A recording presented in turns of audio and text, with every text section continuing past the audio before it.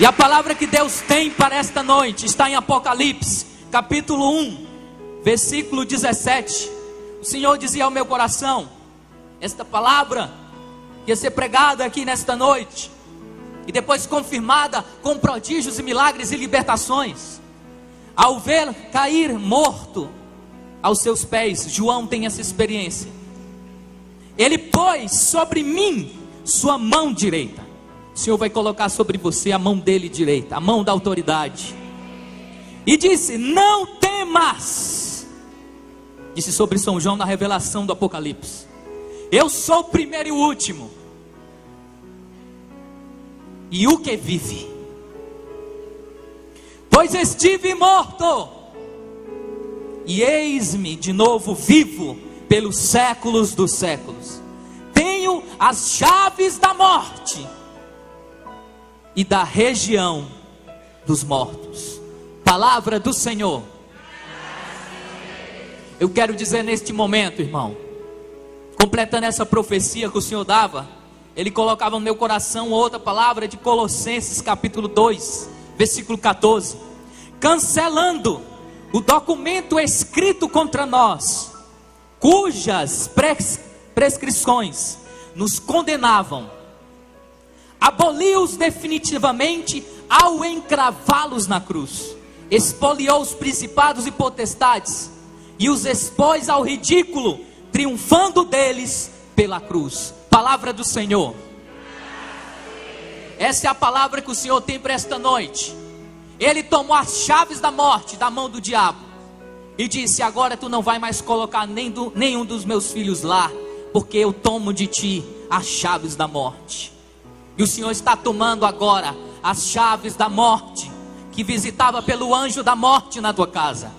E o Senhor está enviando anjos, uma comitiva de anjos agora, para marcar os umbrais da porta da tua casa e dizer: aqui mora um servo do Senhor. E o Senhor dava também esta palavra: Ele cancelou e vai cancelar nesta noite todo documento que te condenava. Tudo que te condenava, o Senhor neste momento está cancelando pelo poder da sua cruz. Você tome posse, meu amado, porque Deus está cancelando no poder do seu sangue todo tipo de maldição nesta noite. E eu tenho uma coisa forte para falar para vocês, que eu orava por este momento. O Senhor me revelava que existia muitas maldições na vida de alguns aqui, por conta da palavra. Mas antes disso eu quero contar um testemunho. Nessa missão de proclamar a palavra, de anunciar o ministério de Jesus, encontro muitos casos difíceis. Vou contar um caso para você de uma maldição terrível numa família, que 3 pessoas já tinham cometido suicídio. Porque a maldição, ela tem 3 vias. Ela pode ser de cunho hereditário, pode vir de geração em geração. Ela pode vir por práticas de ocultismo, e ela pode vir também por pecados que eu cometi e abriu brecha para o inimigo ali entrar. Por isso o pecado é a pior de todas as coisas. E esta jovem, deixa eu contar o caso para você. Eu moro em Fortaleza, minha mãe mora no interior. E um dia minha mãe trouxe uma foto desta mulher à noite. Chegando lá na comunidade, eu estava no grupo de oração, minha mãe me chamou lá na porta da comunidade e trouxe a foto de uma mulher. Esta mulher estava tendo manifestações demoníacas. 5 homens não seguravam esta mulher. Isso no interior. E ela, sabendo do ministério, da missão que eu tinha, ela leva a foto desta jovem para eu orar por ela. Mas, por incrível que pareça, quando nós nos colocamos como instrumentos, o inimigo quer muitas vezes se vingar dessas pessoas. Nesse dia minha mãe trouxe a foto. Quando ela me apresentou a foto e contou a história, quando eu peguei na foto, o demônio quis entrar na minha mãe. Ela começou a passar mal e ser enforcada, a chorar muito, e o corpo inteiro entrar, e ela gritava e dizia assim: meu filho, o que está acontecendo? Tem algo querendo entrar dentro de mim.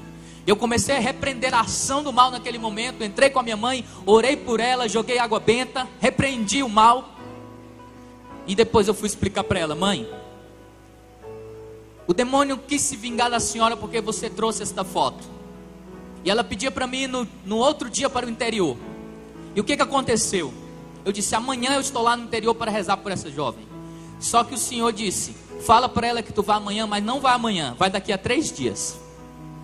E eu não fui no outro dia, porque a jovem já estava esperando a libertação lá. Quando foi 3 dias depois, eu cheguei lá de repente. Ela passou 3 dias bem.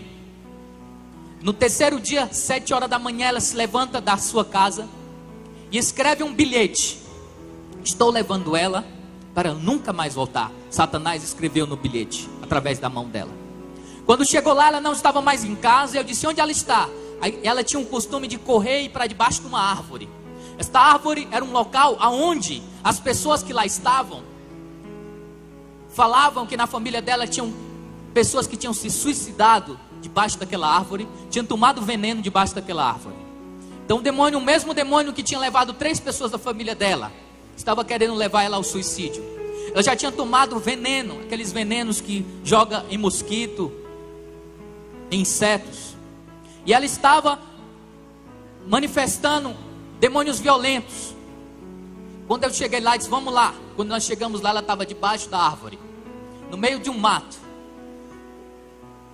O rapaz que estava com ela foi junto, o meu pai foi junto, a minha mãe, outros rapazes foram. E ela, quando chegou lá, o demônio ficou furioso. Fui com 2 amigos meus, começamos a orar por ela. Eu passei cerca de 1 hora orando por aquela mulher. A minha oração não tinha efeito nenhum durante 1 hora. Eu disse: Senhor, o que está acontecendo?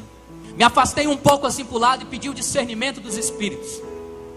E o Senhor disse: o demônio que está nela é um demônio mudo. A oração não está chegando no coração dela porque o inimigo está tampando os ouvidos dela. Eu amarrei naquela hora esse demônio e disse: você não vai mais agir com a sua função. E a palavra e a oração vai chegar ao coração dela.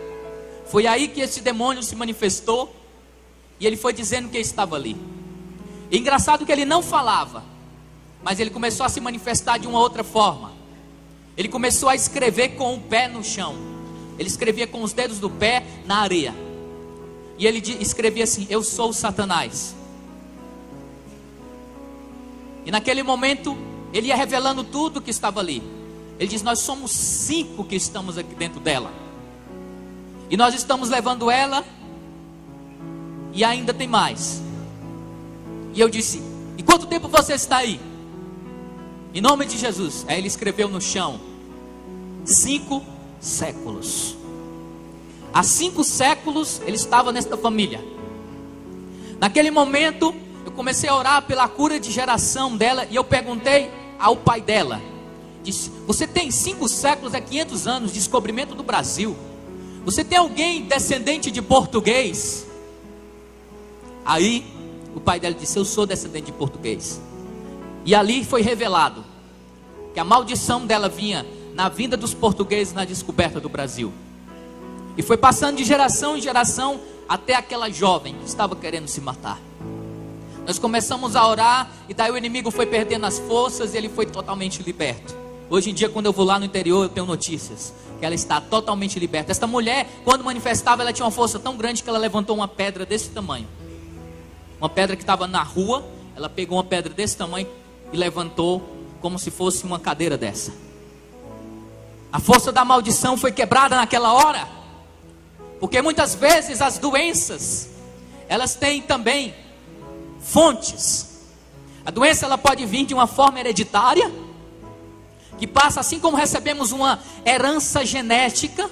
Nós temos muitas vezes os olhos dos nossos avós ou bisavós, o jeito, recebemos no nosso genes uma herança biológica, mas também recebemos uma herança psicológica e recebemos também uma herança espiritual de nossos pais. E aonde está esta função? Aonde está este fundamento? Está no dogma da culpa de nossos pais. Nós trazemos a marca dos nossos pais. Quem são nossos pais? Adão e Eva. E dali nós não podemos frear as consequências do pecado.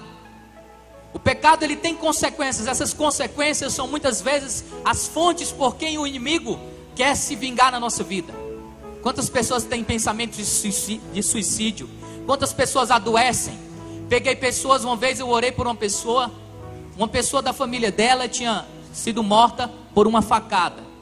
O vô dela foi morto por uma facada. E ela também estava ameaçada de morte e quase ela morria por uma facada. Quantas vezes a gente vê alguém da família é alcoólatra, o avô era alcoólatra, o tataravô era alcoólatra também, e agora o filho, o seu neto está caminhando para o alcoolismo. Então essas fontes que vêm das gerações passadas, elas vêm e têm uma força sobrenatural sobre a nossa vida. Mas o Senhor nos dá a graça de em nós ser cancelado. E é isto que nós vamos orar nesta noite. Nós vamos cancelar em nome de Jesus, que passará no meio de nós aqui toda fonte via maléfica que vieram sobre a sua vida. Pessoas que não encontram a paz, pessoas que não encontram um relacionamento, porque tem famílias que são adúlteras, e assim o seu casamento chega ao adultério. Daniel, onde está isso? Por exemplo, a maldição de Sara. Sara, o demônio Asmodeu, matou 7 maridos. Por que matou? Porque existia uma maldição sobre a vida de Sara. E ainda tinha uma empregada dela que ficava atazanando a vida dela. E quando chegou Tobias, já disseram logo: já será o próximo a morrer também, que toda hora que ela ia casar com alguém, o demônio matava. O que aconteceu? Tobias era o escolhido de Deus para Sara. Os dois oraram em lugares diferentes, e o arcanjo Rafael atendeu as orações deles no mesmo instante. E naquela noite eles jejuaram 3 dias e 3 noites antes de se darem em casamento. E naquele jejum, o anjo Rafael explicou que ele queimasse o coração e o fígado de um peixe, e a fumaça daquele coração ia expulsar aquele demônio daquela casa. Isso é um ato simbólico de libertação, de incenso, de oração que chega ao Senhor. Por isso a importância do santo incenso sobre o altar, que é a oração que se eleva aos céus. E foi quebrado aquele mal por a intercessão e intervenção do anjo Rafael. E aí Sara pôde receber Tobias, e os dois foram felizes. Quantos casamentos destruídos por uma via maléfica de antepassados, de ocultismo,